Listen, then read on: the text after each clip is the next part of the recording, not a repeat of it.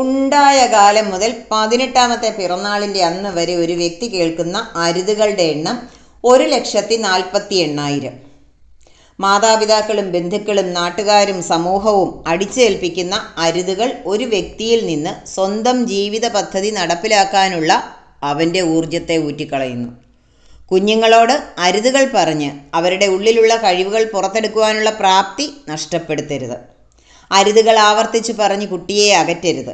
രാവിലെ എഴുന്നേൽക്കുമ്പോൾ മുതൽ കുട്ടികളോട് അത് ചെയ്യരുത്, ഇത് ചെയ്യരുത്, അങ്ങനെ ചെയ്യരുത്, ഇങ്ങനെ ചെയ്യരുതെന്ന് പറയുന്ന അച്ഛനമ്മമാരാണ് നിങ്ങളെങ്കിൽ തിരുത്തേണ്ടത് സ്വയമാണ്. കുഞ്ഞുങ്ങളുടെ നന്മയെ ഓർത്താവും നിങ്ങൾ ഈ വിലക്ക് കൽപ്പിക്കുന്നത്. പക്ഷേ അതുണ്ടാക്കുന്ന വിപരീത ഫലങ്ങളാണ് ഇന്ന് സമൂഹം നേരിടുന്ന എല്ലാ പ്രശ്നങ്ങളുടെയും അടിത്തറ. 80-20 പാരറ്റോ നിയമം ഉപയോഗിച്ച് എങ്ങനെ നമ്മുടെ കുട്ടിയെ ശരിയായ രീതിയിൽ നയിക്കാമെന്ന് നോക്കാം. ശ്രദ്ധിക്കുക, ഇത് ഒരു സിലബസിലും പഠിപ്പിക്കുന്ന കാര്യമല്ല. അമ്മയും അച്ഛനും കുടുംബാംഗങ്ങളും ഇതിൽ ശ്രദ്ധിക്കേണ്ടതുണ്ട്. അതുകൊണ്ട് തന്നെ ഈ വീഡിയോ കാണുന്നയാൾ ഈ ആശയം കുടുംബത്തിൽ മറ്റു മുതിർന്നവരോട് സംസാരിക്കേണ്ടതാണ്. അവരിതേ ഞാൻ പറഞ്ഞാൽ കേൾക്കുകയില്ല, അതുകൊണ്ട് ഞാൻ മിണ്ടുന്നില്ല എന്ന് പറഞ്ഞിരിക്കരുത്. കുട്ടി നമ്മളുടേതാണ്, തിരുത്തിയേ പറ്റൂ. നമ്മളതിന് തുനിഞ്ഞിറങ്ങി തിരിച്ചാൽ നമ്മുടെ കുഞ്ഞിൻ്റെ ഭാവി സുരക്ഷിതമാകും. നിങ്ങൾ സങ്കല്പിക്കുന്നതിന് 1000 ഇരട്ടി നന്നായി കുട്ടി പഠിക്കാനും തുടങ്ങും. ഞാൻ ഗ്യാരണ്ടി, എനിക്ക് ഉറപ്പുണ്ട്. ഇത് കുഞ്ഞുങ്ങളിൽ പരീക്ഷിച്ച് നോക്കിയിട്ട് പറയുന്ന കാര്യങ്ങളാണ്. ഞാൻ ഈ വീഡിയോകളിലൊക്കെ പറയുന്ന കാര്യങ്ങൾ എൻ്റെ ജീവിതത്തിൽ പരിചയപ്പെടുന്ന കുട്ടികളിൽ പരീക്ഷിച്ച് നോക്കിയിട്ടുണ്ടായ റിസൾട്ട് മാത്രമാണ്. കുട്ടികളുടെ പഠനം ഈസിയാക്കാൻ ഇത് സഹായിക്കുമെങ്കിൽ, അവരുടെ സ്വഭാവം നല്ല രീതിയിലാക്കാൻ സാധിക്കുമെങ്കിൽ ഈ വീഡിയോ പൂർണ്ണമായും കാണുക. അവസാനം വരെ തരുന്നത് ചെറിയ ചെറിയ ടിപ്സ് ആയിരിക്കും. ലോകമെമ്പാടും ഉപയോഗിച്ചു വരുന്ന ഈ തത്വം എല്ലാ മേഖലയിലും ഇന്ന് ആളുകൾ പരീക്ഷിച്ച് വിജയം നേടിക്കൊണ്ടിരിക്കുന്നു. സാമ്പത്തിക ഉന്നമനത്തിന് ഈ തത്വം മാത്രം ഉപയോഗിച്ച് കോടികൾ സമ്പാദിക്കുന്നവർ ധാരാളമുണ്ട്. അതിനെപ്പറ്റി പിന്നീട് ഒരു വീഡിയോ ചെയ്യാം. ഒരാശയം നടപ്പിലാക്കുമ്പോൾ അതിൻ്റെ 80% റിസൾട്ട് കിട്ടുന്നത് 20% കാരണങ്ങളിൽ നിന്നാണ്. ഔട്ട്പുട്ടുകൾ ഇൻപുട്ടുകളുമായി അപൂർവമായി പൊരുത്തപ്പെടുന്ന ഒരു പൊതു ഓർമ്മപ്പെടുത്തലാണ് 80-20 റൂൾ. കുട്ടികളും പേരൻസും തമ്മിലുള്ള ആത്മബന്ധം സംഭാഷണത്തിലൂടെ വർദ്ധിപ്പിച്ച് കുട്ടികളുടെ പ്രൊഡക്ടിവിറ്റി കൂട്ടുക. കുട്ടി ആഹാരം കഴിച്ചുകൊണ്ടിരിക്കുമ്പോൾ താഴെ കളയരുത്, ഇടത് കൈ കൊണ്ട് കുട്ടി ആഹാരം എടുത്താൽ അങ്ങനെ അരുത്, വേഗത്തിൽ കഴിക്കൂ, വെള്ളത്തിൻ്റെ ഗ്ലാസ് വലത്ത് കൈയിൽ എടുക്കരുത് തുടങ്ങി പല വിലക്കുകളും തീന്മേശയിൽ കുട്ടിയിരിക്കുമ്പോൾ പറയും. സെറ്റിയിൽ കാല് കയറ്റി വെച്ചിരിക്കരുത്, കട്ടിലിരിക്കുമ്പോൾ കാലാട്ടരുത്, കാല് വിറപ്പിക്കരുത്, പെൺകുട്ടികൾ ഉറക്കച്ചിരിക്കരുത്, ആൺകുട്ടികൾ കരയരുത് തുടങ്ങി ഒരുപാട് കാര്യങ്ങൾ മാതാപിതാക്കളും മറ്റു മുതിർന്നവരും സമൂഹവും കുട്ടികളോട് ആവർത്തിച്ച് പറയാറുണ്ട്. കുട്ടിയുടെ നന്മയ്ക്ക് വേണ്ടിയാണ് ഇതൊക്കെ പറയുന്നതെങ്കിലും ആവർത്തിച്ചുള്ള അരുത് പറച്ചിലുകൾ ആ രീതിയിൽ എടുക്കാനുള്ള മാനസികാവസ്ഥയിലല്ല കുട്ടി എന്നറിയുക. അത് കുട്ടിക്ക് ഗുണത്തേക്കാളേറെ ദോഷം ചെയ്യും. കാരണം ഇതാണ്: ആശയവിനിമയത്തെ good feeling communication, non so good feeling communication എന്ന് രണ്ടായി തരംതിരിച്ചിരിക്കുന്നു. ഗുഡ് ഫീലിംഗ് എന്നാൽ കേൾക്കുമ്പോൾ സുഖകരമെന്ന് തോന്നുന്ന കമ്മ്യൂണിക്കേഷൻ. എല്ലാവർക്കും അതാ ഇഷ്ടം, നമുക്കും അങ്ങനല്ലേ. നോൺ സോ ഗുഡ് ഫീലിംഗ് എന്ന് കേൾക്കുമ്പോൾ കുട്ടിയുടെ മനസ്സിൽ നെഗറ്റീവ് ഇമ്പാക്റ്റ് സൃഷ്ടിക്കുന്ന ആശയവിനിമയമാണ്. ഇനി നമുക്ക് നമ്മുടെ ഇന്നത്തെ ദിവസത്തെ സംസാരങ്ങളൊന്ന് ഓർമ്മിക്കാം. നമ്മളിന്ന് ഓരോരുത്തരെയും കണ്ടത്, അവർ നമ്മളോട് സംസാരിച്ചത്, അതിൽ ചിലത് നമുക്ക് ഒരുപാട് സന്തോഷം തന്നത്, ചിലരുടെ സംസാരത്തിൻ്റെ ശൈലി കൊണ്ട് നമുക്ക് അസ്വസ്ഥതയുണ്ടായത്, ഇതൊക്കെ ഒന്ന് ആലോചിച്ച് നോക്കി. നമ്മളെ അസ്വസ്ഥമാക്കുന്നവരെ നമ്മൾ ഒഴിവാക്കും. ഇതുപോലെ തന്നെയാണ് കുട്ടികളും. അവരും അവരെ അസ്വസ്ഥമാക്കുന്നവരെ ഒഴിവാക്കും. നിരന്തരമുള്ള വിലക്കുകൾ കേട്ട് അതൊഴിവാക്കിയാൽ കൊള്ളാമെന്ന് തോന്നുകയും ക്രമേണ നമ്മൾ മാതാപിതാക്കളിൽ നിന്നും അകലാൻ ശ്രമിക്കുകയും അവർക്ക് ഹിതകരമായ കാര്യങ്ങൾ പറയുന്ന കൂട്ടുകെട്ടിലേക്ക് മാറുകയും ചെയ്യും. പിന്നീട് കൂട്ടുകാർ പറയുന്നതാണ് വേദവാക്യം.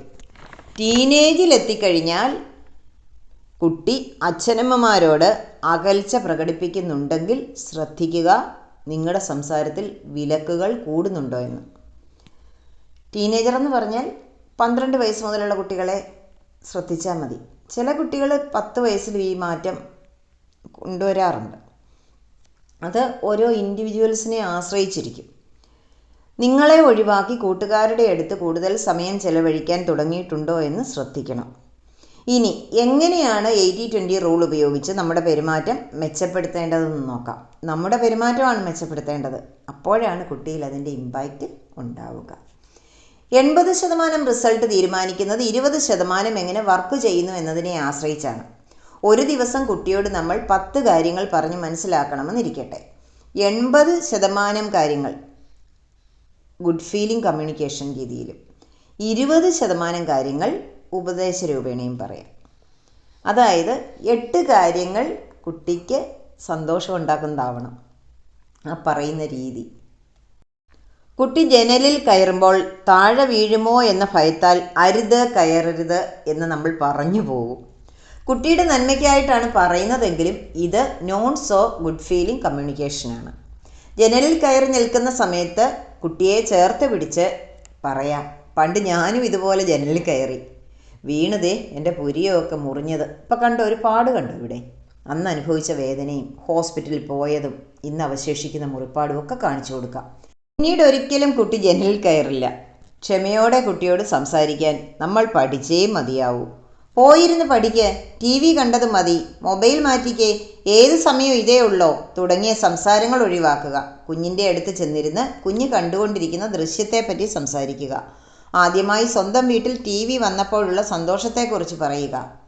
ക്രമേണ കുട്ടിയുടെ ശ്രദ്ധ മാറ്റിക്കൊണ്ട് സംസാരിക്കുമ്പോൾ കുട്ടി TV കാണൽ അവസാനിപ്പിക്കും. പഠിക്ക്, കിടന്നുറങ്ങാൻ നോക്ക്, ഹോംവർക്ക് ചെയ്യാൻ നോക്ക്, എണീക്കടാ തുടങ്ങിയ വാക്കുകൾ കുട്ടിയെ ഇറിറ്റേറ്റ് ചെയ്യുമെന്നത് തീർച്ചയാണ്. ക്രമേണ കുട്ടി നിങ്ങൾ പറഞ്ഞാൽ അനുസരിക്കില്ലെന്ന് മാത്രമല്ല വകവയ്ക്കില്ല. ഗുഡ് ഫീലിംഗ് കമ്മ്യൂണിക്കേഷൻ എങ്ങനെ വർദ്ധിപ്പിക്കാം? കുട്ടിയോട് സംസാരിക്കുമ്പോൾ ശരീരഭാഷയിലും വോയിസ് മോഡുലേഷനിലും ശ്രദ്ധിക്കണം. സൗമ്യമായി പറയുക. കുട്ടിയോട് ചിരിച്ചുകൊണ്ട് സംസാരിക്കുക. കുട്ടിയെ ചേർത്ത് പിടിക്കുക. വളരെ ചെറിയ കാര്യമാണെങ്കിൽ പോലും കുട്ടി ചെയ്യുന്ന ഓരോ കാര്യങ്ങളെയും കൊള്ളാം എന്ന് പറഞ്ഞ് കുട്ടിയുടെ ഷോൾഡറിൽ തട്ടിക്കൊടുത്ത് അഭിനന്ദിക്കുക.